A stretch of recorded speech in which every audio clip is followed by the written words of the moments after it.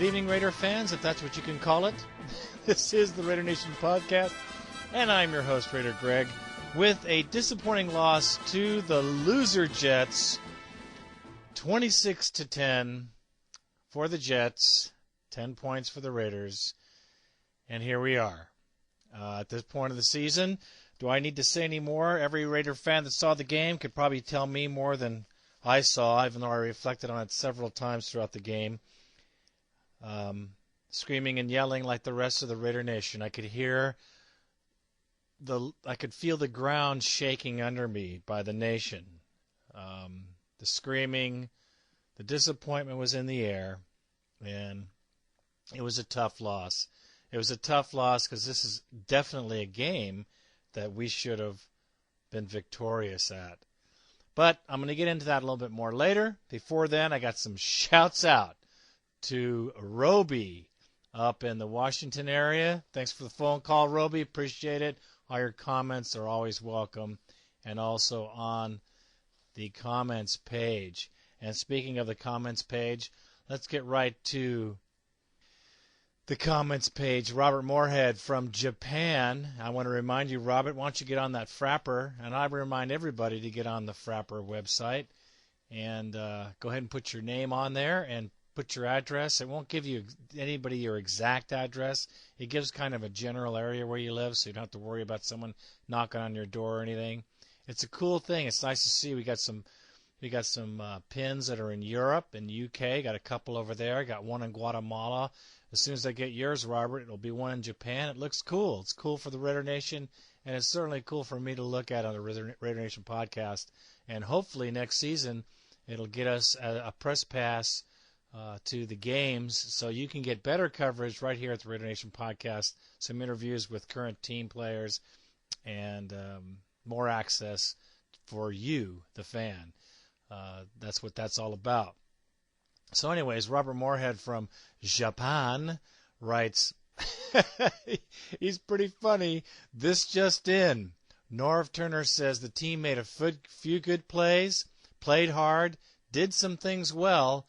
He also saw pigs fly over the stadium and bought the Brooklyn Bridge from a guy in the parking lot. And on the way out of on the way out to the bus, an old lady with a cane got past Barry Sims and sacked Tui for a 10-yard loss. Turner said that Sims made a good move on her, but she just got past him. That's a great comment. I love it. Keep them coming. We got some other ones here from Frank. His comments kind of sums up his comment, which is pathetic. You guys can read that. It sums it up, man. What a game. Here's another one from Tommy. Tommy was at the game in New York. We're going to try to get a picture of Tommy up on the webpage because he suffered through the indignation. And it says in his email to me, he got 8 phone call messages before he got out of the parking lot there at the Jets Stadium.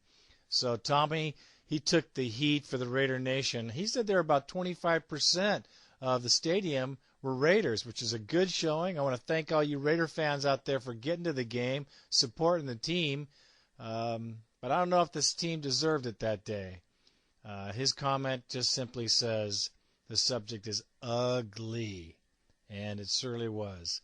Ugly performance by the Raiders. His comment also was he's glad he wasn't home because he probably would have destroyed his big screen TV. And so, anyways, another comment here was from Raider Dave. We're getting pummeled by the Jets. Is anyone else as frustrated as I am with this game? Absolutely. Another one from Raider Dave. What the hell? And they just keep on coming. So I want to thank you guys for commenting.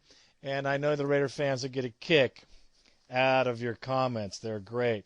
If you guys need an opportunity, I'd like you to flip on over to the Raider Take because he's got some great stuff. I always like to, it's not like he's my brother-in-law or anything. It's just that he does have some great takes on the games, and he is the only haiku guy in the entire NFL. So this is the haiku for the Raiders 10, Jets 26 loss. If not excellence, then effort. If not wins, then pride. Just try, baby. That's it, man. That's the haiku. That's the haiku of the NFL. Only the Raiders have it. And he has a post-game take. I think it'd be good for all the fans to get on the site. RaiderTake.com. Sean, he's awesome. He's a great guy. He is a great fan, and he has some excellent views on the game. Also, I got a shout-out here to my special friend, Charger Ray, at the Boltcast, because the Boltcast is always talking about going to the playoffs, and we're on our way. And the last time, I know you guys heard me calling him out because his brother Chris gave me a hard time. Well, I haven't heard nothing from either one of them because they got punked by the Fish at home. Fond memories of the steel curtain at their own stadium. Thanks for the playoff smack, boys. I don't think so. You guys are going to play the Colts next week, and you're going down. End of subject. Thanks, Charger Ray, for all the entertainment. Okay, we're looking for the 06 draft. You think so? I think so. We're currently, right now, if we keep playing the way we're playing, we got the 10th pick overall. So all you mental mathematicians, get on out there and figure it out, because it looks like we might be in the top 10 as far as picks if we continue to play this style of play that we're playing like this game. Now, I'm going to tell you, man, you can't cry anymore because I've already cried all the tears out. I know the rest of the Raider Nation is already as flipped out as I am about the lack of production from this all-potent team. And I just want everybody to reflect on what they were thinking of at the beginning of the season, because it's almost comical. Matter of fact, I do have to chuckle. A lady came up a lady came up. I was walking out of the store yesterday on my way to my daughter's basketball game, and I had my Raider stuff on, and she goes, "The Raiders suck."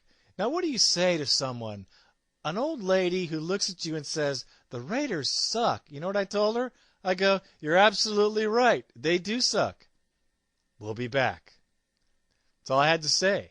You know, I'm sure that I'm not the only Raider fan that gets pummeled by everybody. Thank the Lord the 49ers are further down in the toilet bowl than we are. At least we're up there by the tidy bowl, man. We're not down there at the bottom where the neck is. But unbelievable. Unbelievable. I always share that with you because I find it real humorous at this point. There's not much we can do about it. All the yelling and screaming isn't going to do much. I will tell you this, you'll be able to get some pretty good tickets probably for the Browns game coming up. But I'd like to see the stadium fill up, man. I'd like to see a lot of Raider fans out there. You know, we got to get out there. We got to support our team. There's always a Raider Nation in the parking lot. Like I said before, 35, 40,000 people every game. You know, it's about the team. It's about the fans. It's about the Raider Nation too. We have to support our team no matter what. I just wish that the team would put a little more effort into winning. I know I put all the effort I can into cheering. I know the rest of the Raider Nation does too. And it's pathetic, really. I mean, that's the word that comes to mind, that these guys can't play up to their salaries at the very minimum. These guys are getting paid huge dollars to make it happen. And I'll go through the game here right now. We'll talk about the team that has quit.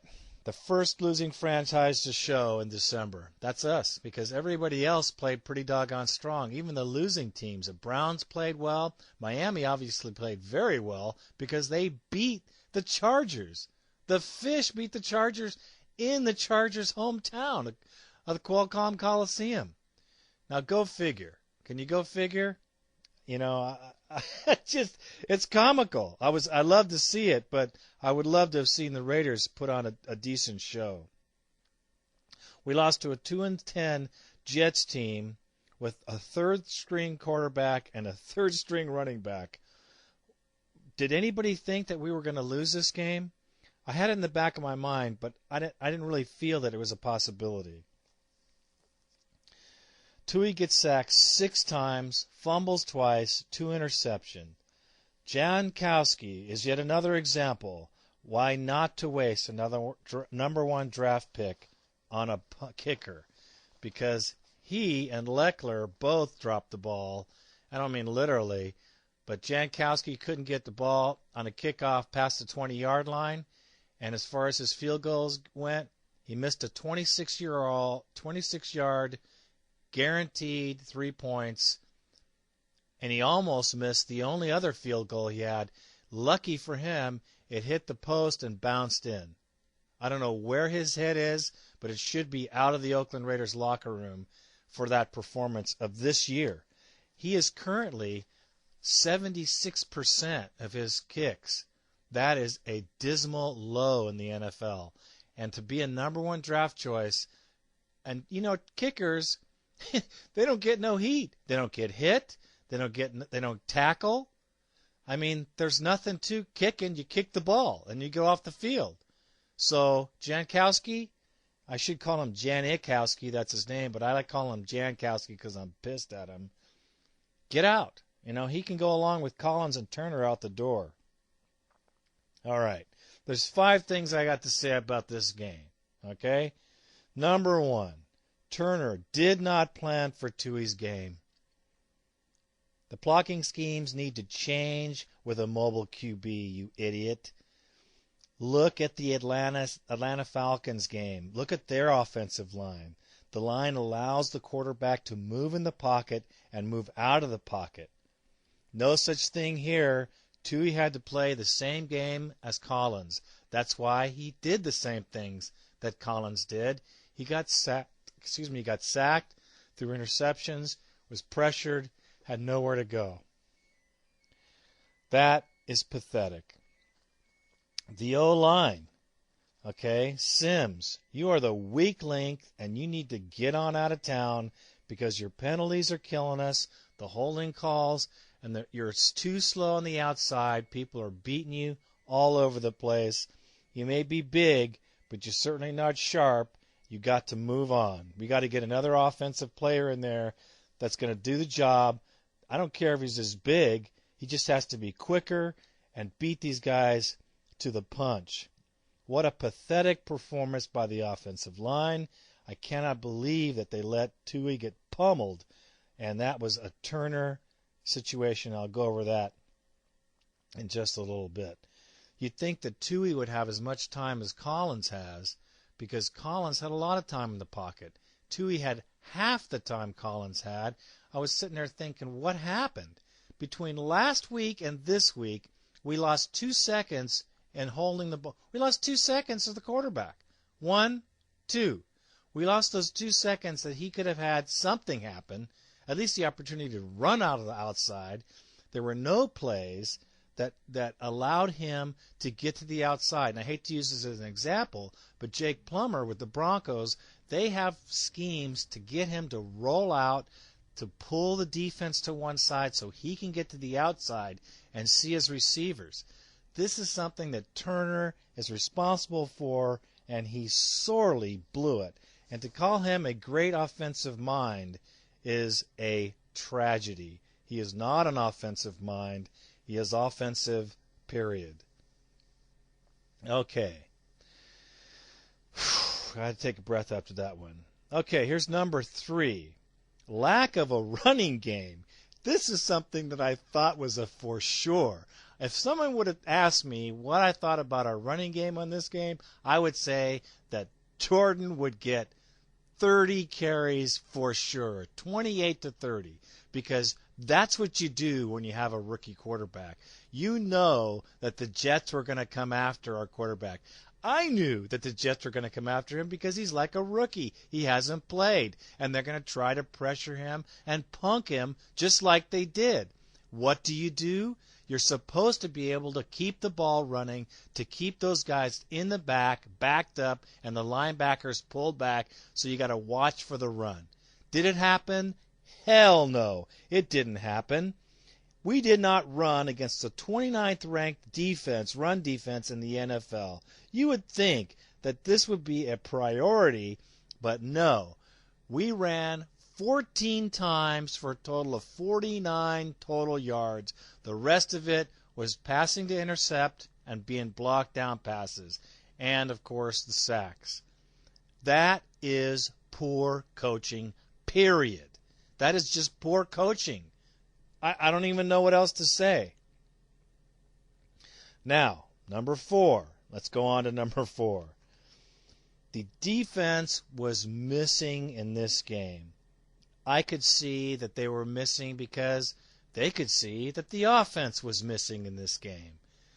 I don't know how you get your defense pumped up, but you certainly don't get it pumped up by turning the ball over in consecutive downs so that you're out there for 20 minutes at a time. That is not going to rile up your defense and get them to step it up. The defense front four made rookie Bollinger look like Peyton Manning, and Cedric Houston, who's another rookie, looked like LaDainian Tomlinson. Unbelievable play.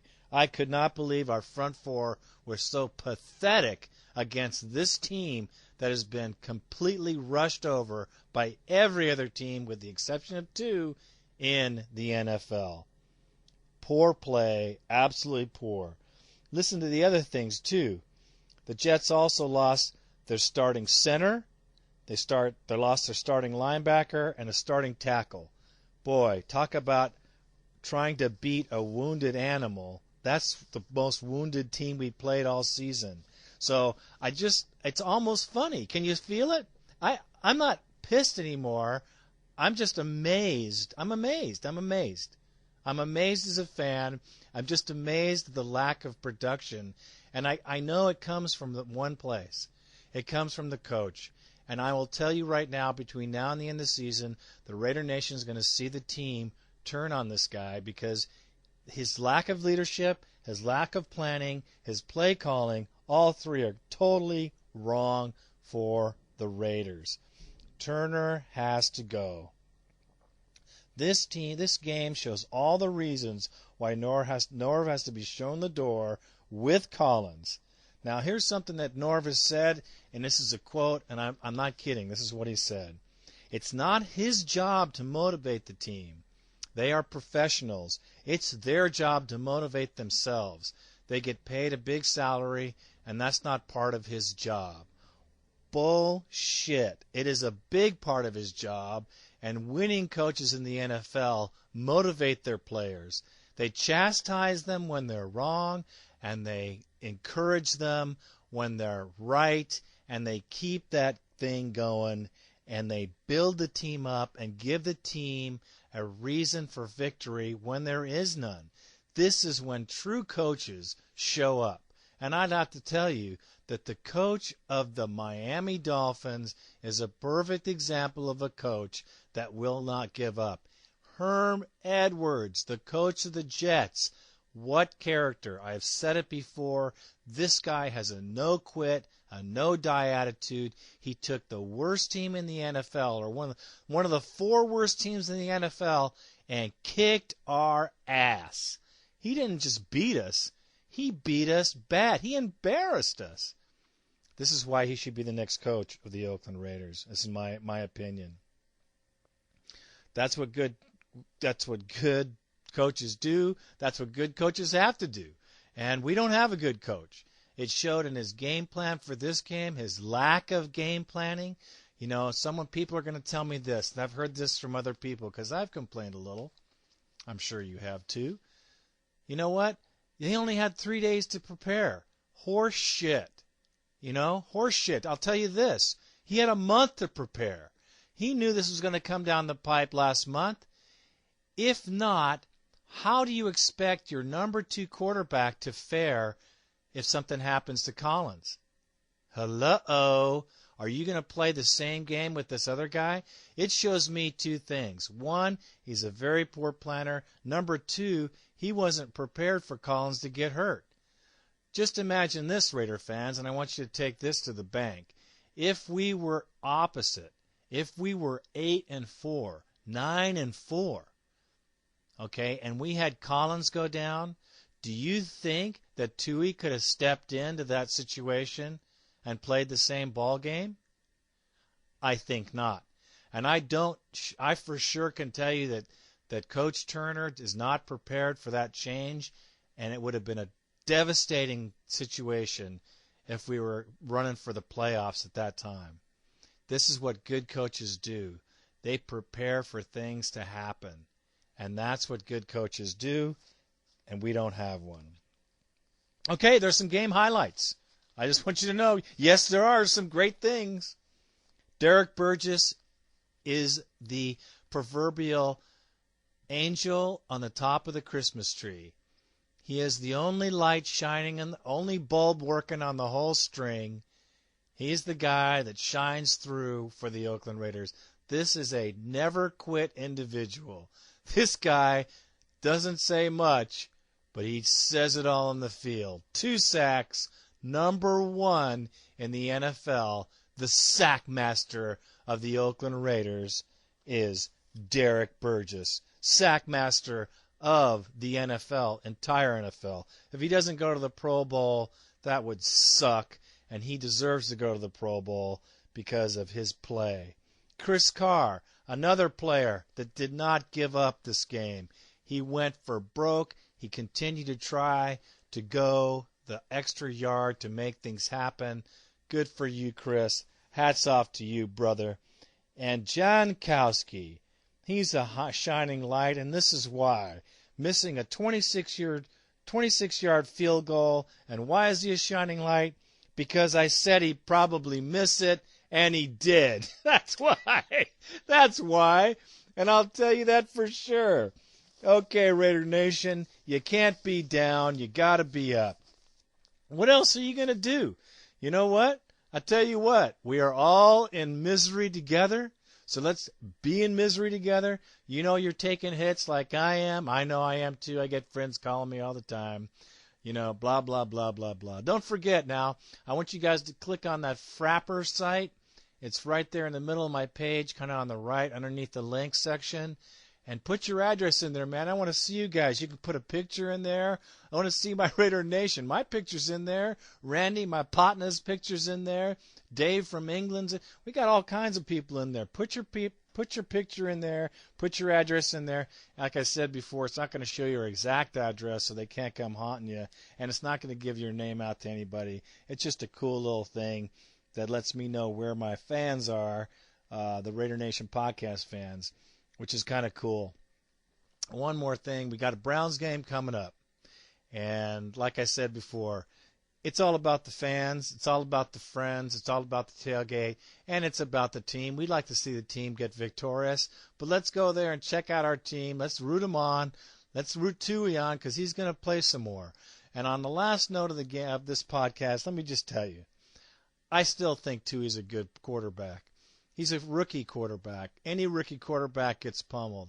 I mean, look at Eli Manning last season. He took all kinds of hits and heat, and this season he's taken the Giants to the playoffs. I think at least making a run, which is pretty good for his second season.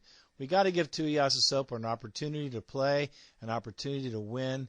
It's his only game. It's his first game he's played for 5 years, for crying out loud. We got to give him a chance, and we got to see what he can do. I only hope that Norv Turner can work some plays up to give this kid an opportunity to show what he's got. Because it's a real sad thing to me if we let this kid go after this season and he goes somewhere else to make something happen. But if that happens, well, good for him. We do need a quarterback for this team. I don't know if Tui's going to be the answer. That's yet to be seen. I hope that he plays well for against the Browns. And our whole team shows up against the Browns. I really hope that these guys were embarrassed and chumped and not embarrassed to the point where they won't play with any spirit. I hope they get pissed off, just like the fans. And you know what, fans? I'm going to tell you right now. You let them know how you feel.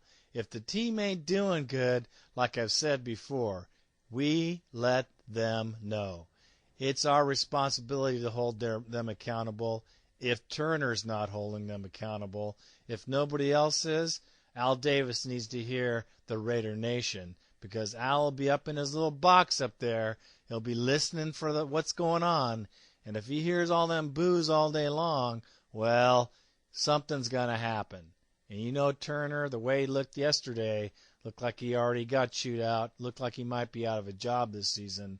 Let us hope he's out of a job because his performance is less than adequate. Okay, Raider fans, that's it for the Raider Nation podcast for this post-game show. Like I said, keep on smiling. You got to take the heat because you're standing in the kitchen. This is Raider Greg from the Raider Nation podcast. I am out.